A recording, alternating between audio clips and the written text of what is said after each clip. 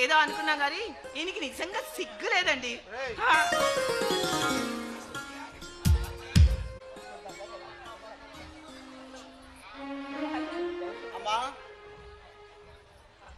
చైతన్య రా కూర్చో, మంచినీళ్ళు తెచ్చుకో. వద్దమ్మా, ఇది పని చేయట్లేదు. ఏమైంది చైతన్య? ఈసారి కూడా ఉద్యోగం రాలేదమ్మా.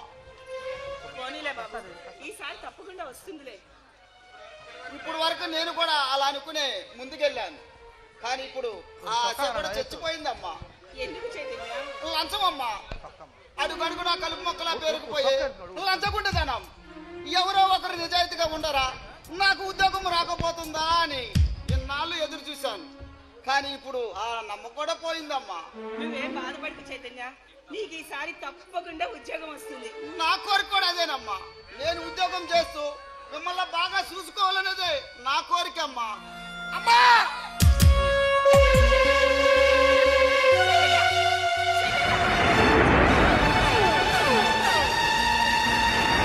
ఏదో గుండెల్లో నొప్పిగా ఉందమ్మా.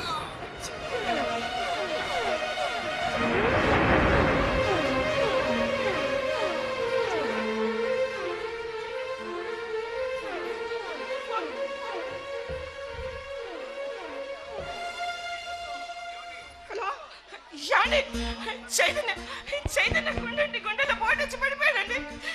మీరు ఎక్కడన్నా త్వరగా రండి, నాకు చాలా భయంగా ఉందండి. త్వరగా రండి.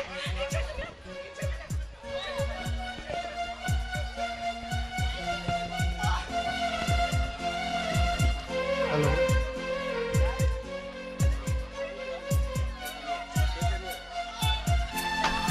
పద్మా పద్మా, ఏమైంది పద్మా? రే చైతన్య, ఏమైందిరా? రే చైతన్య, ఏమైందిరా? పద్మా ఫోన్ తీసుకెళ్ళా.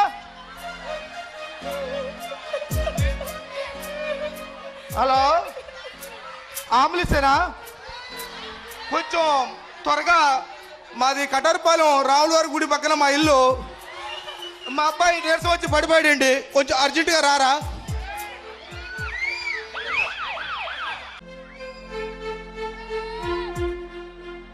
పద్మా పద్మా, కాళ్ళు కడుగుతో నీళ్ళు తా పెద్దమా.